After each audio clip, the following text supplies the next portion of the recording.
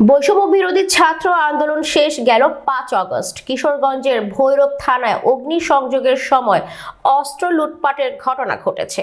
সেই সুবাদে থানার কার্যক্রম চালু হওয়ার পরে লুট হওয়া অস্ত্রগুলো উদ্ধারের কার্যক্রমে অনেক অস্ত্র উদ্ধার করা হলেও কিছু কিছু অস্ত্র এখনো রয়ে গেছে। তাই ভৈরব থানা পুলিশ জানতে পারে যে থানা থেকে লুট হওয়া অস্ত্র শর্টগান পরিত্যক্ত অবস্থান আছে। বিস্তারিত ভৈরব প্রতিনিধি মোহাম্মদ মিজানুর রহমান পাটোয়ারির পাঠানো তথ্যচিত্রে। পরে বুধবার বেলা 11টার দিকে ভৈরব রেলওয়ে স্টেশন সংলগ্ন আমলাপাড়া পুকুরপাড় এলাকা থেকে এই শর্টগান অস্ত্রটি উদ্ধার করেছে ভৈরব থানার উপপরিদর্শক নুরুল হুদা ভুইয়া সহ পুলিশ সদস্যরা।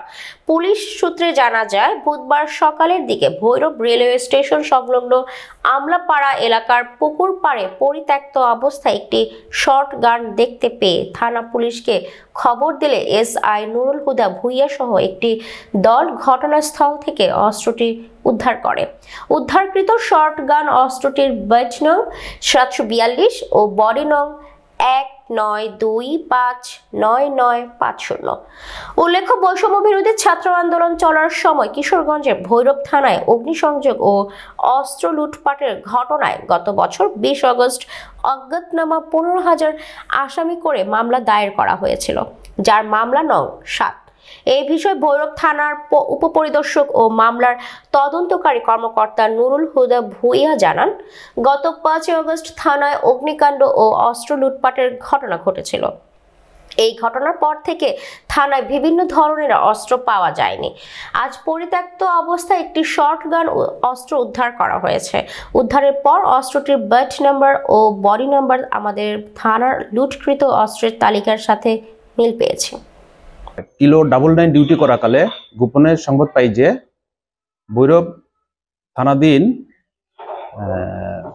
পুকুরের পারে, রেল স্টেশনের পাশে পুকুরের পারে পরিত্যক্ত অবস্থায় একটা শর্টগান পাওয়া গেছে। আমাদের সোর্স নিয়োগ করা ছিল, সোর্সের মাধ্যমে আমরা এই তথ্যটা পাই যে ওই ঘটনাস্থলে একটা অস্ত্র পাওয়া গেছে। বিষয়টা আমি তাৎক্ষণিকভাবে অফিসার ইনচার্জকে অবগত করি। অফিসার ইনচার্জ আমাকে নির্দেশ দিলে আমি মামলার কপি সহ ঘটনাস্থলে উপস্থিত হয়ে অস্ত্রের বাটের একটা নাম্বার দেখি। নাম্বারটা হলো 742।